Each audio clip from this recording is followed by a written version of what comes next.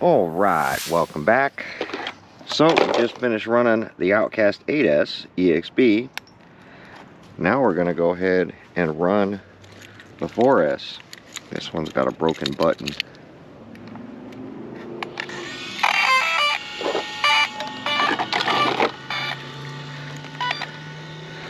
This thing's been, shocks have just been serviced on this one too, and it runs amazingly. Had to put shock shafts in this one as well. Maybe it's just an Arrma thing. I don't do many shock shafts on my Traxxas's, but who knows? Oh, come on.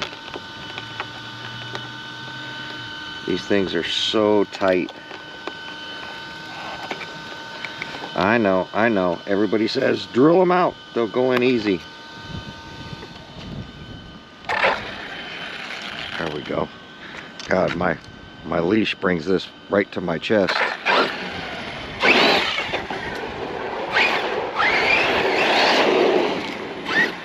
I brought a couple battery 4S packs for this thing.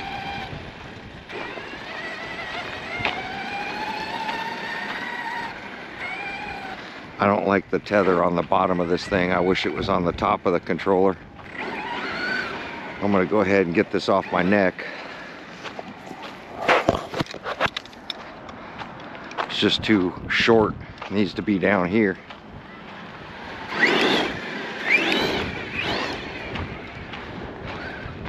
Last time I ran this thing, I really dialed in the suspension on this one. We played with a spring rate on this one.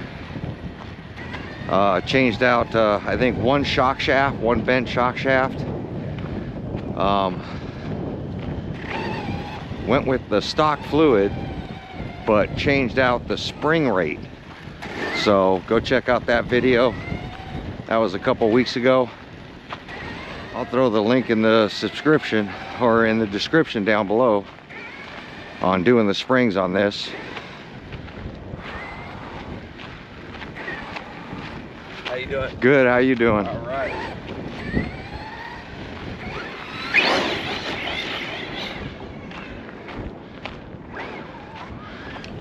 Oh, one-handed.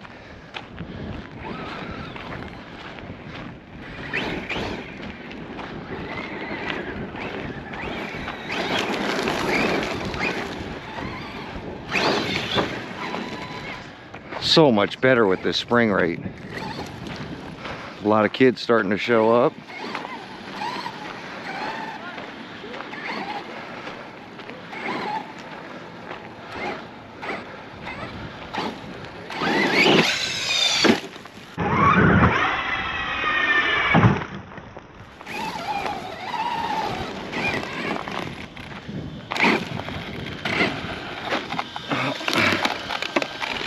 Some netting in here now.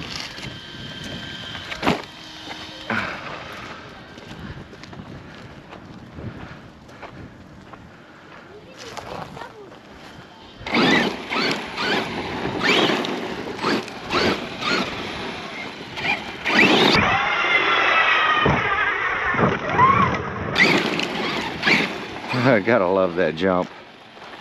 So much fun.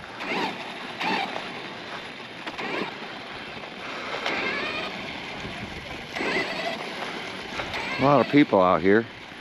Starting to go sunset.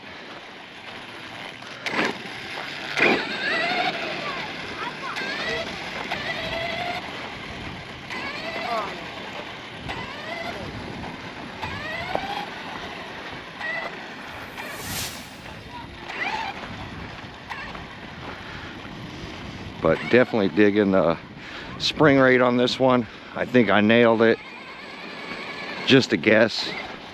Went from 4 pounds to 7.5 pounds, something like that. 7.6, something like that. I think I went up 2 pounds. So it was probably a 5-pound spring in here.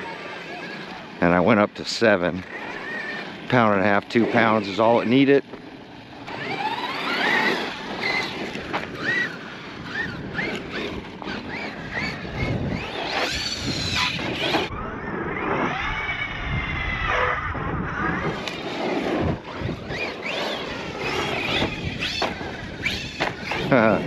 Funny going from an 8S with a ton of power to a 4S.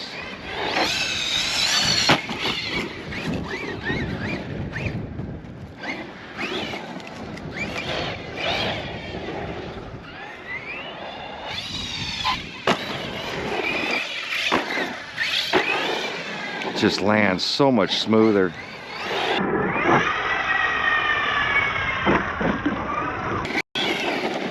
You can hear how light this one is compared to like the 8S. This is the perfect one to learn on.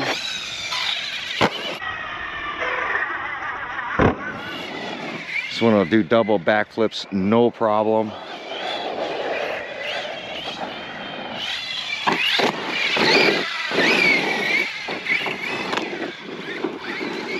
Come on, climb, climb. Oh.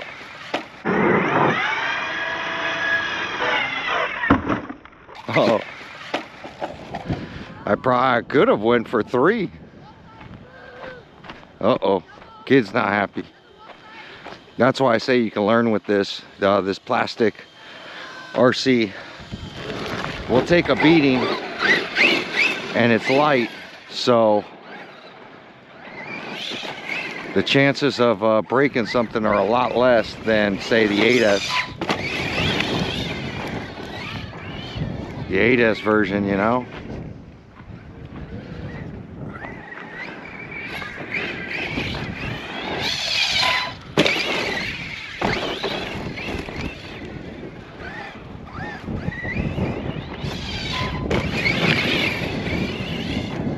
Shocks are dialed. Arrma really needs to put these spring rates in here.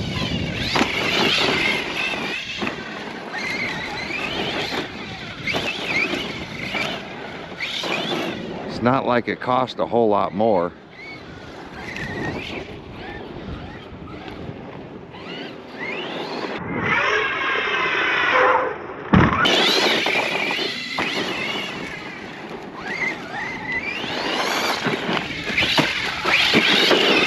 Oh, broke the rear. I saw that wheel pull out. Yep, rear bearing carrier. Broke. Landed on that wheel. That's the first time I broke a rear bearing carrier on this.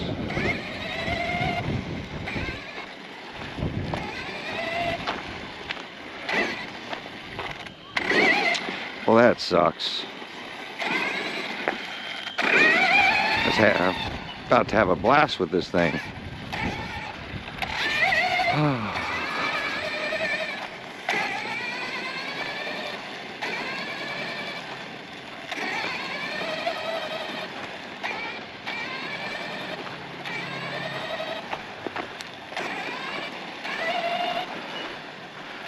The original Max version, my daughter used to break those rear bearing carriers all the time on her Max, the V1 Max, and I went aluminum,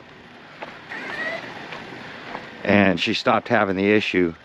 She was having it more with the self-righting feature.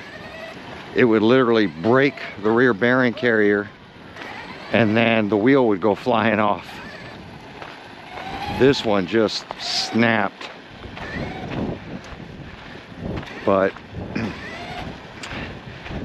I could have cracked it on that first one, and then that second landing it said nope, no more. But it broke right where the upper support link holds the bearing carrier. We would consider that like a hub on a car, but on this they just call it a bearing carrier. So I don't think I have any.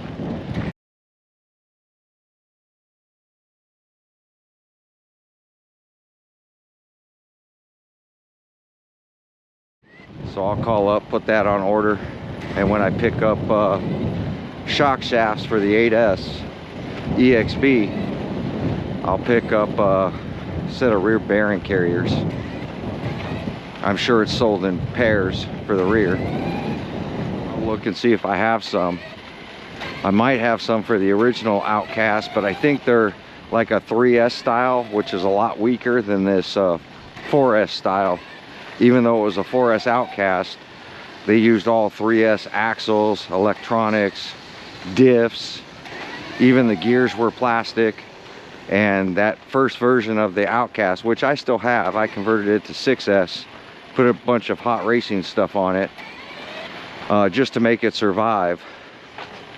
Arrma finally beefed this up and put thicker axles, thicker control arms, metal gears for the pinion and spur, and really made this a reliable RC car. But that's going to end my day. I'll probably throw this together with the other video, and we'll catch you guys on the next video. Thanks for watching.